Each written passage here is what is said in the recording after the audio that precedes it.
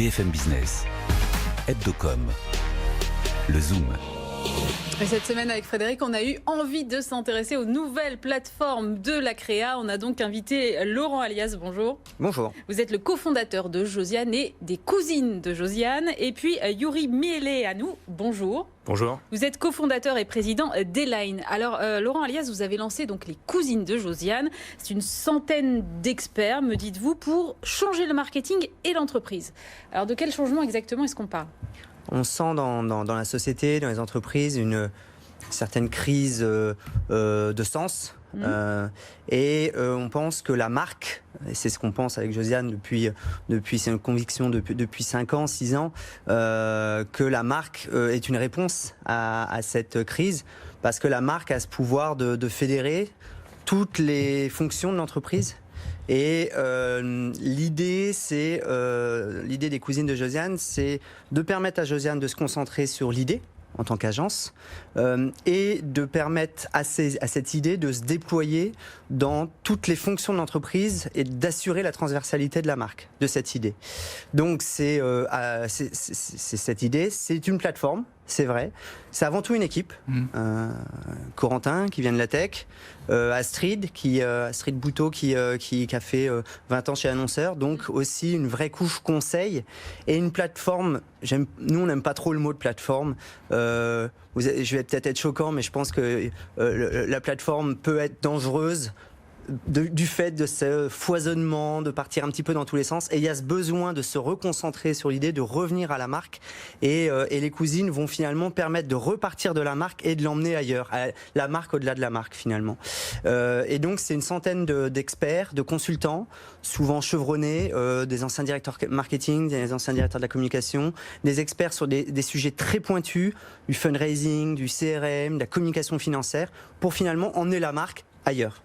Non, Yuri, c'est pour ça d'ailleurs qu'on vous a fait venir avec Laurent, c'est que il y a aussi cette idée de, alors, plateforme ou pas plateforme, mais en tout cas de réunir, de trouver des gens très capés en ce qui concerne Eline pour faire une offre publicitaire originale. Comment est-ce que ça se présente sur le marché Eline ?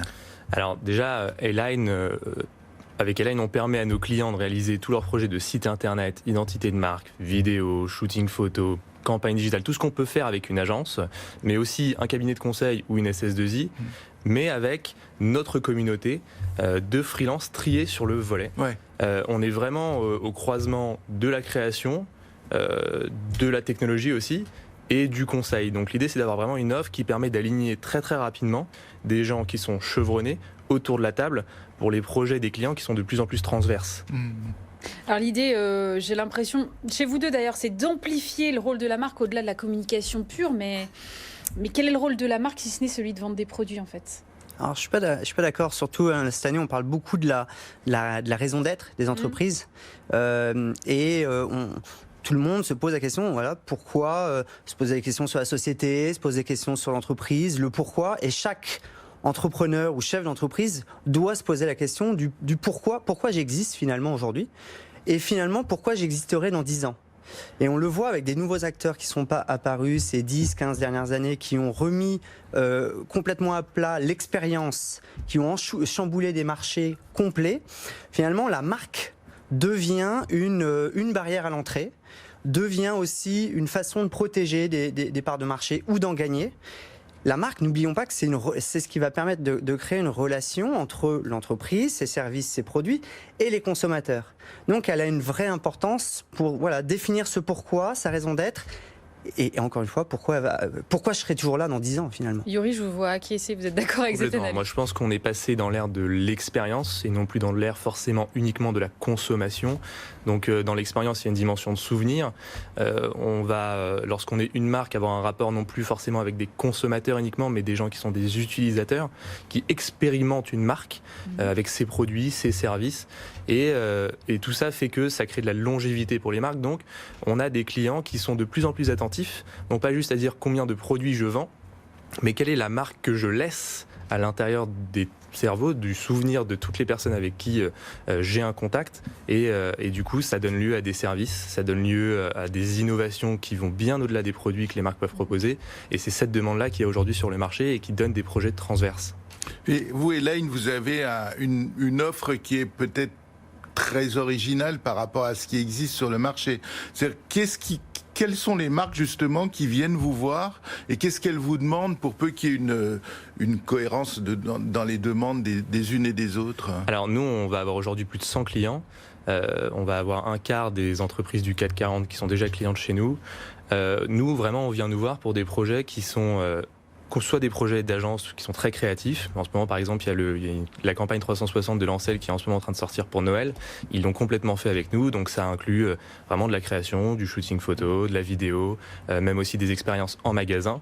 Et savoir réunir, par exemple, pour ce cas précis, toutes les différentes compétences autour de la table, alors qu'à la base, ce sont des indépendants, c'est ce qu'offre Elaine. Mais on va aussi, par exemple, faire des projets de transformation digitale, comme on a pu le faire avec Engie, où là, il s'agissait vraiment de sortir une plateforme interne qui leur permettait de franchir un pas en termes d'opérations internes et sur une logique collaborative, en engageant aussi tous les collaborateurs, donc avoir des profils chez nous qui savent faire ça. Donc Elaine va vraiment permettre de dire, vous avez n'importe quel besoin, que ce soit petit, un grand chantier dans une entreprise, que ce soit très créatif ou que ça embarque une dimension très technologique avec des développeurs, il est possible d'avoir très simplement, aussi simplement que ça finalement, avoir les bons profils en face et autour de la table. Laurent, quand vous avez lancé les cousines de Josiane, est-ce que vous vous êtes dit finalement la créa elle a été trop mise de côté dans l'agence, on a trop de choses à s'occuper aujourd'hui, il faut la replacer un peu au cœur, revenir au métier de base? Exactement, il y a ce besoin de revenir à l'idée, de revenir à la marque, de revenir au pourquoi encore une fois, et finalement les cousines vont permettre de déployer, d'aller plus loin.